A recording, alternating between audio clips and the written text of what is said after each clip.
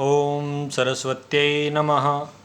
नमस्कार, नमो नमः। मैं डॉक्टर केवल कृष्ण और पिछली वीडियो में आपने पढ़ा समास का एक भेद, अव्ययी भाव समास। आज हम पढ़ेंगे तत्पुरुष समास के बारे में, और उससे पूर्व एक बार जल्दी से हम समास क्या है उसके बारे में हम समझ लेते हैं। हम जानते हैं कि पदों का संयोजन समास कहलाता है, और समस्त पदों को अलग करना पृथक्करणम विग्रह कहलाता है। एक बार समझ लेते हैं कि समास शब्द का अर्थ संक्षेप होता है या घटाना, अर्थात दो या अधिक शब्दों को इस प्रकार मिला देना कि उनके आकार में कुछ कमी भी हो जाए और अर्थ पूरा पूरा निकल जाए। यथा जैसे नराणाम पति ही, नरपति ही। यहाँ नरपति ही का वही अर्थ है जो नराणाम पति ही का है, परंतु दोनों शब्दों को मिला देने से नराणाम शब्द के विभक्ति सूचक प्रत्यय आणाम का लोप हो गया और नरपति ही शब्द नराणाम पति से छोटा हो गया। मुझे लगता है आप समझ में गए होंगे। छोटा होना अर्थात विभक्ति जब हट जाएगी तो नारायणाम पति ही ये बड़ा था, नरपति ही बन गया तो छोटा हो गया। स्वाभाविक है, जब समास वाले शब्द को तोड़कर उसको पूर्व काल का रूप दिया जाता है तब उसके विग्रह का अर्थ टुकड़े टुकड़े करना। यथा सभापति ही का विग्रह है सभायाम पति ही। तो विग्रह किसे कहते हैं? जब एक पद को टुकड़े टुकड़े उसके कर देते हैं, उसमें विभक्ति लगा देते हैं समास के अनुसार, तो वो विग्रह कहलाता है। इसके 6 भेद देख लेते हैं। अव्ययीभाव समास, तत्पुरुष समास, कर्मधारय समास, द्विगु, बहुव्रीहि और द्वंद्व समास। तत्पुरुष समास की परिभाषा देख लेते हैं। जिस समास में उत्तर पद का अर्थ प्रधान होता है वह तत्पुरुष समास कहलाता है। अव्ययीभाव समास में हमने पढ़ा पूर्व पद की प्रधानता थी। इसमें कहा गया है उत्तर पद का अर्थ प्रधान होता है। हमने पूर्व पद और उत्तर पद बताए थे। तो पूर्व पद जहाँ प्रधान होता है वहाँ अव्ययीभाव समास हमने पढ़ा था। यहाँ उत्तर पद के अर्थ की प्रधानता होती है। इसका अभिप्राय यह भी है कि उसी से अर्थ स्पष्ट होता है। मुख्य तो यही बात है, वह तत्पुरुष समास कहलाता है। जैसे राज्ञः गृहम्, राज्ञः गृहम् राजगृहम् में अर्थ की दृष्टि में गृहम् अर्थात घर प्रधान है, अतः राजगृहम् तत्पुरुष समास का उदाहरण है।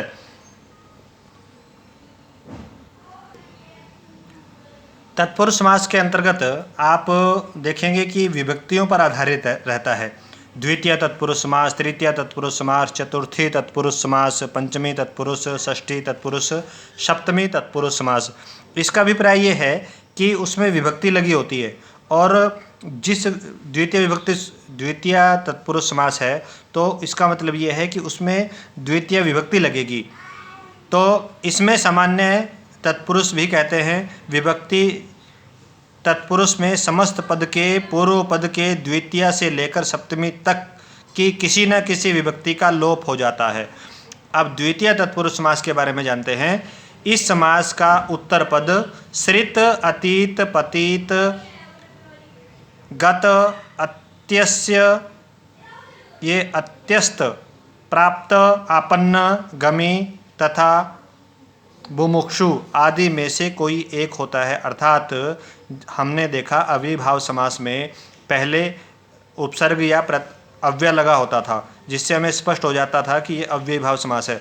अब हमें इन बातों का ध्यान रखना पड़ेगा कि इसमें जो ये शब्द दे रखे हैं मुख्य रूप से सृत, अतीत, पतीत, गत आदि, ये अंत में होंगे, उत्तर पद में ये होंगे, तो उससे हमें ये जुड़े होंगे साथ में, उससे हमें स्पष्ट हो जाएगा कि ये कौन सा तत्पुरुष समास है। अब जैसे रामम श्रितः, राम श्रितः, राम का आश्रय लेने वाला। तो कृष्ण ऐसे ही एक है कृष्ण श्रितः, दुःखातीतः, नरकपतितः, शोकपतितः, गृहगतः, घर पहुँचा हुआ, शोक में पड़ा हुआ। अर्थात एक तो ये स्पष्ट है कि ये जो श्रित, अतीत, पतित, आदि लगे हैं, इनके साथ जो शब्द है पूर्व पद, उसमें द्वितीय विभक्ति का प्रयोग होना है। देखो, राम राम श्रिता रामम श्रितः, दुखातीतः दुखम अतीतः, नरक पतितः नरकम पतितः, इस प्रकार से हमने इसको समझना है। ऐसे ही शीघ्रता से देख लेते हैं। तृतीया तत्पुरुष समास है।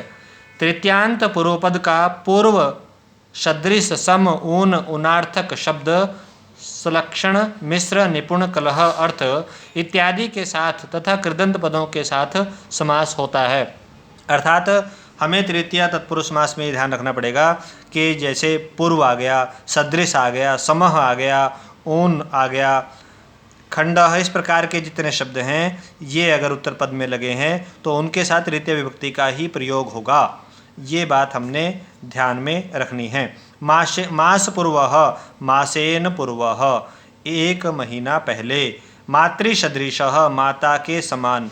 आप तृतीय तत्पुरुष समास में कर्ता ने कर्म को कर्ण से के द्वारा आदि में जब हम तृतीय विभक्ति का प्रयोग करते हैं, लेकिन यहाँ सदृश के साथ भी तृतीय विभक्ति का मातृ शब्द का मात्रा बना, पितरी का पितरा बनता है, भ्रातृ का भ्रात्रा बनता है। आगे पितृसमः, पिता के समान, पित्रासमः। पादोनः, पादेन ऊनः, पौना। संकुलाखंडः, संकुलया खंडः। माश विकलः, मासेन विकलः। दध्योदनः, दधना ओदनः। ये हमें ये ध्यान में करने पड़ेंगे। ये जो मिश्र आश्रित, जैसे श्रिता द्वितीय विभक्ति में था, यहाँ तृतीय विभक्ति में इसका प्रयोग होता है।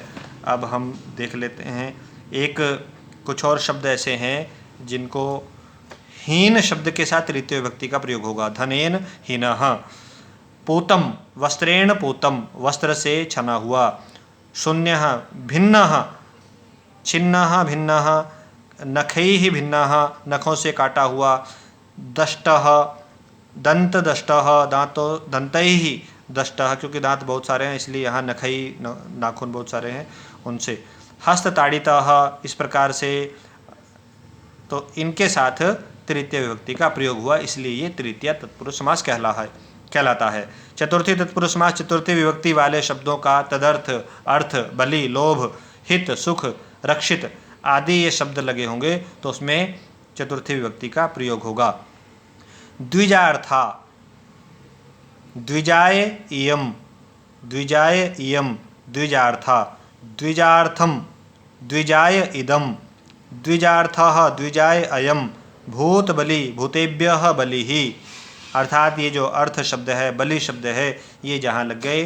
और वैसे भी के लिए के अर्थ के लिए जब इसका अर्थ निकलता है भूत बलि, भूतों के लिए अन्न। धन लोभः, धन के लिए लोभ करता है, लालच कर। किसके लिए लालच है? धन के लिए लालच है, पढ़ने के लिए लालच है, तो वहाँ उसमें धन का धनाय बन गया। गोहितम, गाय के लिए, हितकर जो है के लिए, तो गो का गवे। गो सुखम, गो गाय के लिए सुख। गोरक्षितम, गाय के लिए जो है बचाया हुआ। पाकशाला, पकाने के लिए घर, पकाने के लिए शाला, पाकाय शाला। धन लुब्धः, धन के लिए जो लालची होता है, धनाय लुब्धः। पाठाय शाला, पाठ के लिए शाला। तो यहाँ आप देख रहे हैं कि चतुर्थी तत्पुरुष समास, चतुर्थी विभक्ति का प्रयोग हुआ और ये चतुर्थी तत्पुरुष समास है। ये शब्द हमने ध्यान करने पड़ेंगे, इनको याद करना पड़ेगा। पंचमी तत्पुरुष समास, पंचमी विभक्त्यंत, विभक्ति के अंत में शब्दों का भयवाचक, जहाँ डर की स्थिति रहती है शब्दों के साथ, तथा अपेत, अपोढ़, मुक्त, च्युत, पतित, अपत्रस्त के साथ समास इनका होता है। सामान्य हमने इनमें से उदाहरण देखने हैं। चोरात भयम, चोर से डर। भय अर्थ में पंचमी विभक्ति लगेगी। बालकात, छात्रात, रामात, तो यहाँ चोरात भयम, चोर से भय। वृक्क भीति ही, वृकाद भीति ही, भेड़िए से डर। व्याघ्र भीतः, व्याघ्र से डरा हुआ। सुखापेतः, सुखाद अपेतः, इस प्रकार से आप देखेंगे। अब जैसे वृक्ष पतितः, वृक्ष से गिरा हुआ, अब वृक्ष से अलग हो गया, तो वहाँ अलग होने के अर्थ में भी कौन सी विभक्ति? पंचमी विभक्ति का प्रयोग होता है। इस बात का हमने ध्यान रखना है। षष्ठी तत्पुरुष समास को देख लेते हैं। षष्ठी तत्पुरुष समास के अंतर्गत षष्ठी विभक्त्यंत पूर्व पद का उत्तर पद के साथ समास होता है। पूर्व पद का उत्तर पद के साथ समास होता है। जैसे राष्ट्रस्य पति ही, राष्ट्रपति राष्ट्र का पति है।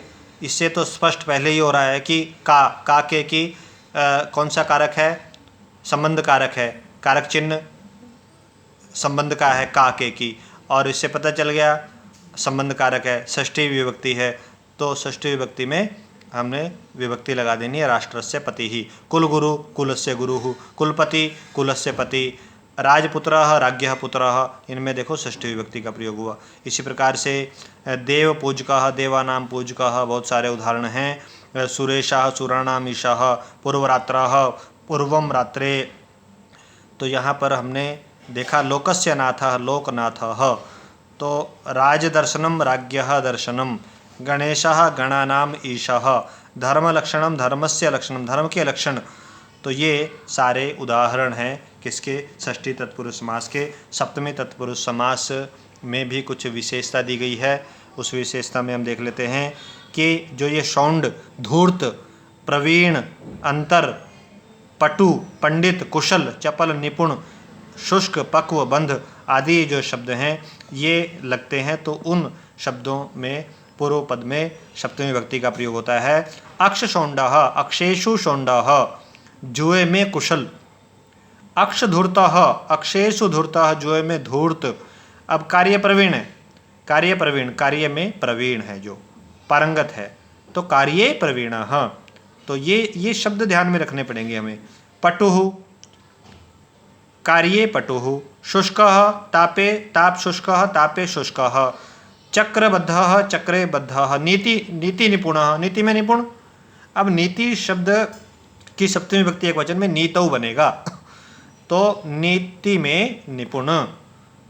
ऐसे ही आचार निपुणा, आचार व्यवहार में निपुण। योग सिद्धि, योग में जिसने सिद्धि प्राप्त कर ली। अब योग में सीधा सा अर्थ देखना है, हमने पहले कारक चिन्ह देखना है। योग में सिद्धि में आ गया, में किस में जाएगा, में जाएगा सप्तमी अपना अधिकरण कारक में। जब अधिकरण कारक आ जाता है तो अधिकरण कारक का चिन्ह है में पर, और में पर जब आ जाता है तो आप देखेंगे कि उसकी विभक्ति आ गई सप्तमी विभक्ति। सप्तमी विभक्ति, अब जो शब्द है उसमें सप्तमी विभक्ति लगा देनी है। तो यहाँ पर आचार, नीति में निपुण नीतौ आ गया, आचार में निपुण आचार आचार्य आ गया, ठीक है। कलह में रुचि है जिसकी कलहे रुचि ही, और जो धर्म में रत है वो धर्मरतः बनेगा। न्याय पंडितः, न्याय शास्त्र में जो पंडित है, न्याय पंडितः। कार्य में जो, यहाँ कार्य में न्याय पंडितः, न्याय में जो पंडित है, कार्य में जो कुशल है, यहाँ देखो आप सप्तमी विभक्ति का प्रयोग हुआ। तो हम इस प्रकार से जब समझेंगे तो हमें पता चलेगा कि तत्पुरुष समास में कुछ ऐसे शब्द दिए गए हैं जिन शब्दों को देखने से हमें ये पता चलता है कि इन शब्दों के आने से उसमें ये विभक्ति लगती है, और कौन सा तत्पुरुष समास होगा, द्वितीया होगा, तृतीया होगा, चतुर्थ होगा। तो इस प्रकार से हमने ध्यान में रखना है, और बहुत सारे उदाहरण आपको मिल जाएंगे आपकी पुस्तक में, उनके अनुसार करने की कोशिश करनी है। नमस्कार, धन्यवाद।